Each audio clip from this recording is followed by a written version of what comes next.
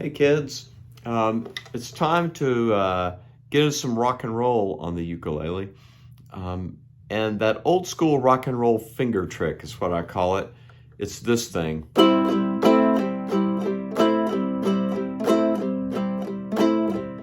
Where on you go strum me on off with a rock and roll finger, and there'll be different fingers that we use. And what we're essentially doing on our 4-stringed instrument is we're adding the note that makes it the relative minor of the same chord. So we have C, and we add that A minor note, that 2nd fret note on the 4th string. This hand is either going a bouncy strum,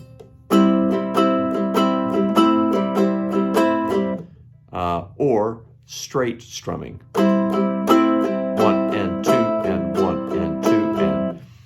Depends on the song. But this hand does the same thing. It's strummy on off. So on, the finger comes down on a downstroke, and it comes back off on the upstroke. Strummy on off, strummy on off. This is for the C chord, and we hold down that other finger.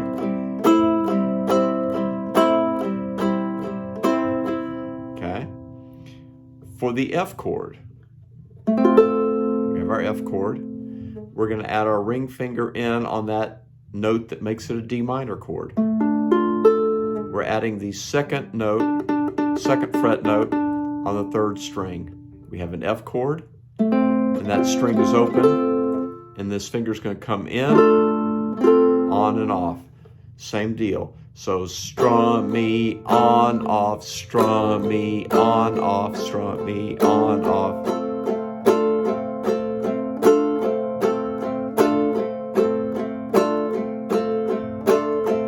Right? And then for the G,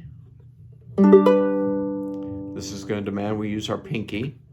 So we're going to add this note, the 4th fret note on the 3rd string, which if you look at it, that's an E minor chord. So we take this G, so off, on, off, strum me, on, off, strum me, on, off, strum me, on, off.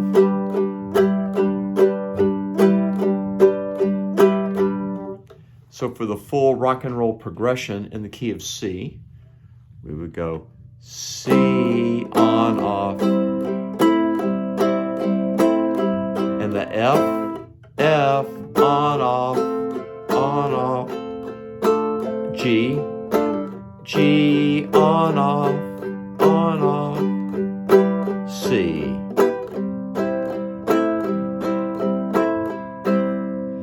Okay.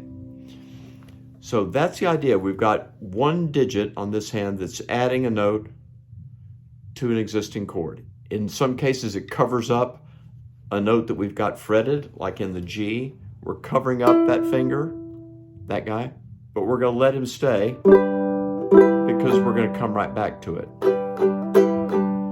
Okay? Now, we've got a couple of other guys, so that's enough for the key of C. Now, if we're in the key of G, we would start with G, G on off, that pinky on the 4th fret of the 3rd string. We would go to C, add that A minor note, and then we get to the D chord, all right? So no matter how you play it, if you play it the way I like it, these 2 fingers kind of in front and this guy squished between them, you're covering these 3 notes, 2, 2, 2. So if you play it stair-step way, it's still okay. Maybe it makes it a little bit more of a reach. And you could just bar the thing. But what the note you're going to add is the note that makes it a B minor chord. Remember B minor? It's these guys, and then this guy, if you play the whole chord. So you would go with your pinky is the way I usually do it. So we're holding down this chord with this hand, and we're going to do the pinky stab for the rock and roll finger. Strum me on, off. That's the 4th fret.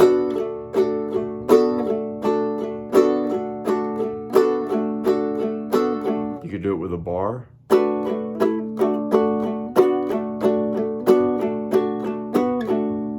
When I do that, by the way, this finger here is, this guy is touching this 1st string, but it's not really fretting it. It sort of kills it. So it gets that sort of a thing. So I'm just getting sort of a 3-note chord. You can play it with your 3rd finger or your 4th finger. This finger can help out on that bar if it wants to. And on a D chord, maybe you can be a little more careful with your strum and hit 2 or 3 strings instead of all 4. It's all possible. Then we have the A chord, and we're going to add the note that makes that an F sharp minor. This 2nd fret note, this F sharp on the 2nd string. So we've got our, it makes the shape looks a little bit like a G7, except it's 1 fret to the sky, or 1 string to the sky. So we've got our A chord, and we add that 3rd finger note, ring finger. On, off, on, off, on, off. Right? And that covers most of the ones we would hang with in normal conversation. There's a few more exotic versions. If we have a B flat chord, note that that is essentially an A chord. We just slide it up 1 fret, and we have to cover those back strings with this finger. I know you love this chord so much. And we're going to add that 3rd fret note on the 2nd string. So we have on, off, on, off, on, off. It's very much like the A chord one, except we're having to hold down this little difficult bar.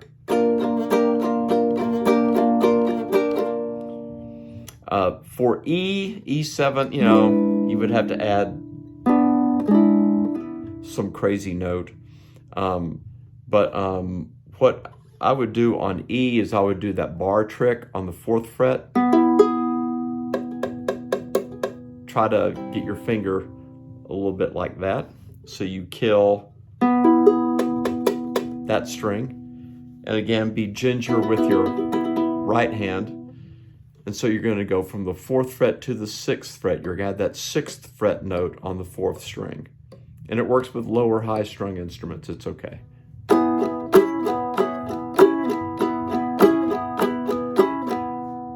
So there you go. So now you've got enough chords to play in the key of C, G, D, and A. So that's most of the places you would need to play on our ukulele. We could talk about, how would you do the B7 chord? We'll worry about that later. So that's enough, and there'll be plenty of, we have a bunch of songs coming up that I'll be posting that use the rock and roll finger trick. It'll give you plenty of chances to practice with it. But just remember, when you think about it, just think about turning the chord into the relative minor. That's 2 letters backwards from the name of the chord. F, E, D minor, G, F, E minor, D, C, B minor, and A, G, F sharp minor.